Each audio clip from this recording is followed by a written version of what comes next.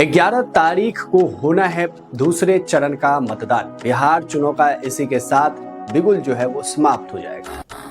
अब फिर से 5 साल का इंतजार करना पड़ेगा इस मौके के लिए। उससे पहले वार पलटवार का दौर चलेगा। किसने काम नहीं किया, किसने वादे पूरे नहीं किए, किसको क्या करना चाहिए था, नहीं करना चाहिए था, यही आपको मीडिया में सुनने को मिलेगा अगले 5 साल तक। लेकिन उससे पहले चरण का मतदान, दूसरे चरण का मतदान होना है 122 सीटों पर। यह दूसरे चरण का मतदान है।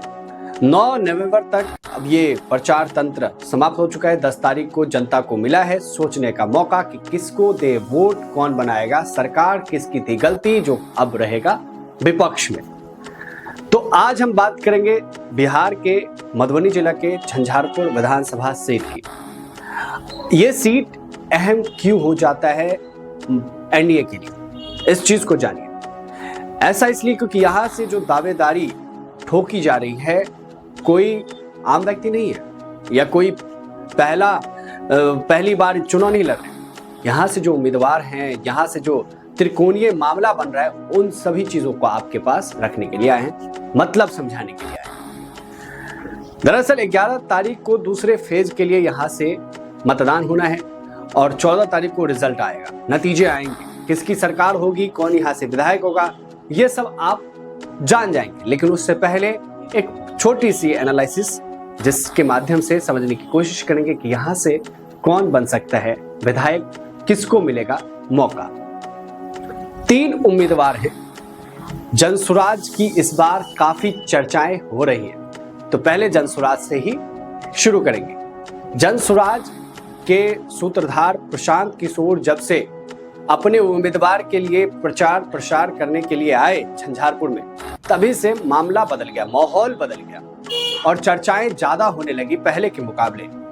अब प्रशांत किशोर ने केशव भंडारी जो उनके उम्मीदवार हैं उनके लिए प्रचार किया। वहीं महागठबंधन से राम नारायण यादव जो सीपीआई को यहां पर सीट मिला हुआ है, तो सीपीआई की तरफ से राम नारायण भंडारी, और वहीं सबसे पुराने नेता और मौजूदा विधायक नीतीश मिश्रा भी मैदान में हैं। और वो मैदान में क्यों ना हो, बहुत पहले से हैं। उनकी पुश्तैनी सीट ये मानी जाती है। अब पुश्तैनी सीट आप समझ गए होंगे कि यहां से बिहार को मुख्यमंत्री भी मिला है। जी हाँ, जगन्नाथ मिश्रा के बेटे हैं और ऐसे में एक लेगेसी भी है।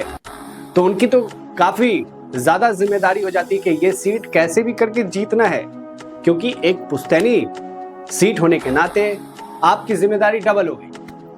तो मौजूदा वक्त में वो विधायक हैं और काफी मजबूत दावेदार माने जाते हैं।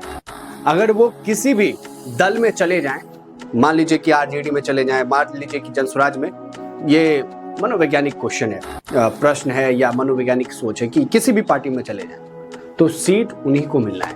इतनी मजबूत है उनकी दावेदारी, आप इस बात से समझिए। लेकिन इस बार का मुकाबला बताया जा रहा है कि त्रिकोणीय हो सकता है। त्रिकोणीय का इसलिए यहां पर मतलब निकल रहा है क्योंकि 2015 के विधानसभा चुनाव में नीतीश मिश्रा हार गए और विजय हुए आरजेडी से यहां पर विधायक बने गुलाब यादव, जो अभी कुछ मामलों में उनको आरजेडी से निकाल दिया गया। उसके बाद ये सीट वीआईपी के पास आया, लेकिन वीआईपी 2020 में यहां से हार गए और फिर से अपने दावेदारी को मजबूत करते हुए, वापसी करते हुए नीतीश मिश्रा ने अपनी पकड़ मजबूत किया। लेकिन 2025 का मामला अलग हो गया। यहां से महागठबंधन के जो उम्मीदवार हैं राम नारायण यादव, उन पे 5 क्रिमिनल केसेस हैं। आप इस तरीके से समझिए, 5 क्रिमिनल केसेस।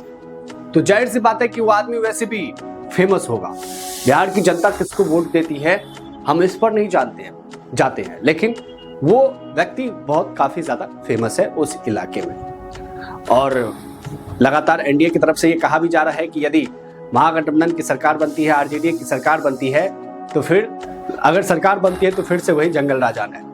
लेकिन यहाँ पर मामला उस वक्त फंस गया जब प्रशांत किशोर चुनाव प्रचार करने के लिए केशव भंडारी के पक्ष में आए और माहौल बना दिया।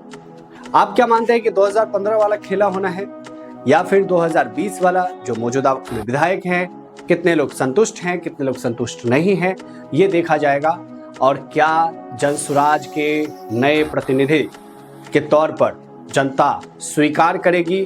क्या जनता विधानसभा में एक ऐसे व्यक्ति को पहुंचाएगी जो नए तौर पर राजनीति करने के लिए आए हैं, या नए तौर पर राजनीति करने का दावा करते हैं, नए पार्टी को बनाया, नए विचारधारा के साथ एक बार उनको विधानसभा में पहुंचाएगी?